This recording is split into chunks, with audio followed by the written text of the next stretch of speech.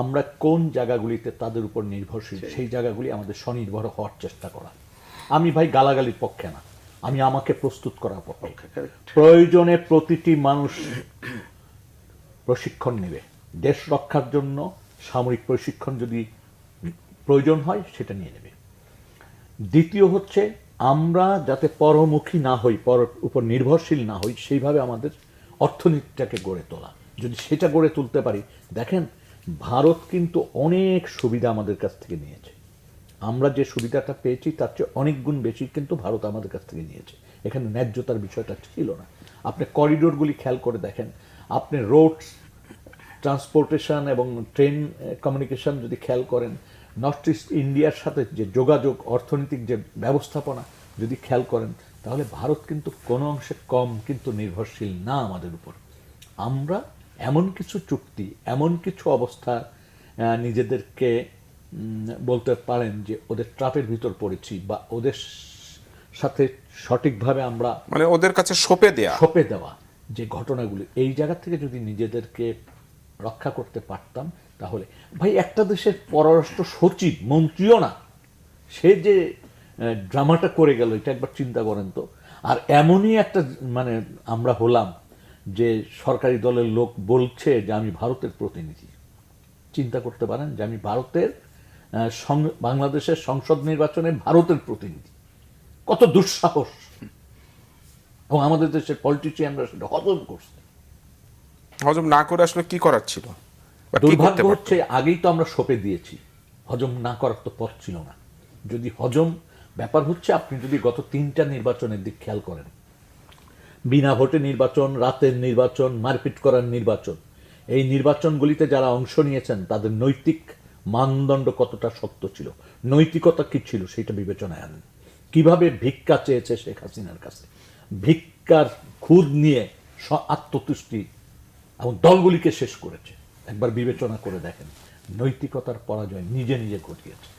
ফলে এই পলিটিশিয়ানদের দিয়ে বাংলাদেশ রক্ষা আমি ব্যক্তিগতভাবে মনে করি সম্ভব না। ওই পলিটিশিয়ান যারা কিনা এই কাজগুলি করছে, সব পলিটিশিয়ান না, যে বিগত দিনে যেভাবে তারা অনেকে ভেবেছেন সেই জায়গায় দেশটি নেই, দেশের জনগণ সেই জায়গায় নেই। ফলে তাদেরকে এই জায়গাগুলিতে ভাবতে হবে। দেখেন এখনই কিন্তু ইতিমধ্যে জনগণের ভিতরে কিন্তু খুব স্পষ্ট কে কার রোল কি, প্রতিবেশীর সাথে কার কি যোগাযোগ, প্রতিবেশীর সাথে মাসোহারা কে নিতেন, মানুষ জানে না। এটা বোঝা মানে এটা মনে করার কোনো কারণ নাই। নির্বাচনের সময় ভারত কিভাবে পয়সা দিয়েছে সবই মানুষ জানে। এবং সেই জায়গার থেকে এখন অন্ততপক্ষে এই ধরনের ঘটনার সাথে যারা যুক্ত ছিলেন, আমার বিশ্বাস জনগণ তাদেরকে প্রত্যাখ্যান করবে। আর আরেকটা বিশ্বাস যে এর মধ্যে নিশ্চয়ই কেউ কেউ তার উপলব্ধি করবেন এবং তারা নিজেদের রাজনীতি সেই জায়গায় সংশোধন করার চেষ্টা করবেন। কারণ দুর্ভাগ্যজনক হচ্ছে 90 প্রেক্ষাপটে যে সমস্ত রাজনৈতিক দলের যে ভূমিকা আমরা দেখেছি, পরবর্তীতে কিন্তু আমরা তাদের অনেককেই, যারা অনেক বিপ্লবী কথাবার্তা বলেছেন, তাদেরকে আমরা একেবারে নত জানু কাকে বলে শেখ হাসিনার সামনে নিজের গাড়ি আর নিজের মানে প্লট এর কাছে কিভাবে আত্মসমর্পণ করেছেন আমরা তো দেখেছি। এবং এখন যে তাদের দুরবস্থা, এই দুরবস্থার জন্য কিন্তু অন্য কেউ দায়ী না, ওই ব্যক্তিরাই দায়ী।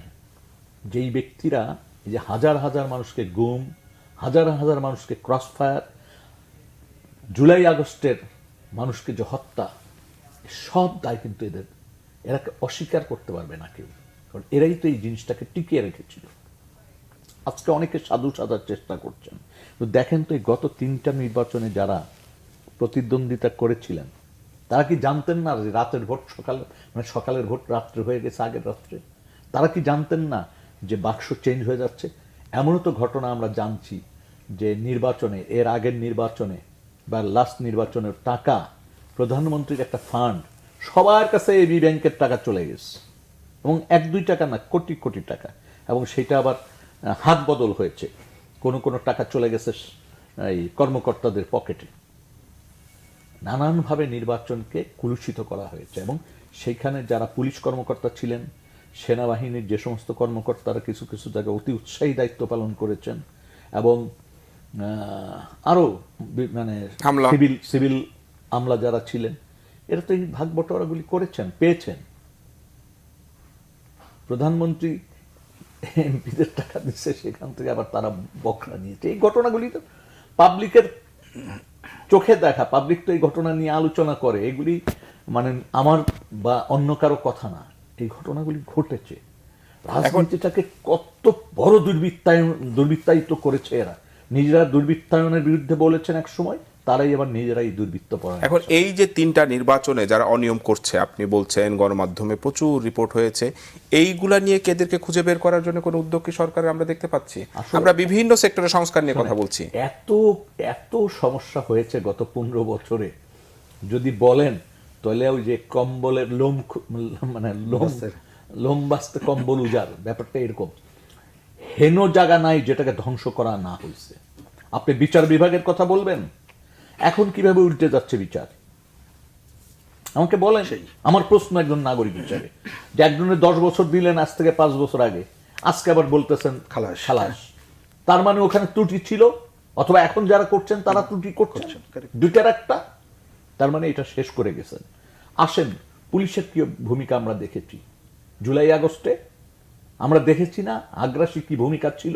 এবং ওইখানেও কতিপয় পুলিশ তারা এমন আচরণ করেছেন যে স্বৈরাচারের শুধু দোষণ না, তারা মানে স্বৈরাচারকে রক্ষা করার জন্য মনে হচ্ছে যে তারাই এটার একটা অংশ। আমরা দেখি নাই গুলি কারা করছে, আমরা দেখি নাই বিডিআর মানে বিজিবি কি পজিশন নিয়েছিল, সেনাবাহিনী প্রথম দিকে কি পজিশন নিয়েছে, পরবর্তীতে কেন কিভাবে পাল্টে গেছে, সমস্ত জিনিস কিন্তু আমরা পাবলিক আমাদের চোখের সামনে হয়েছে। এটা এমন না যে পর্দার অন্তরালে হয়েছে।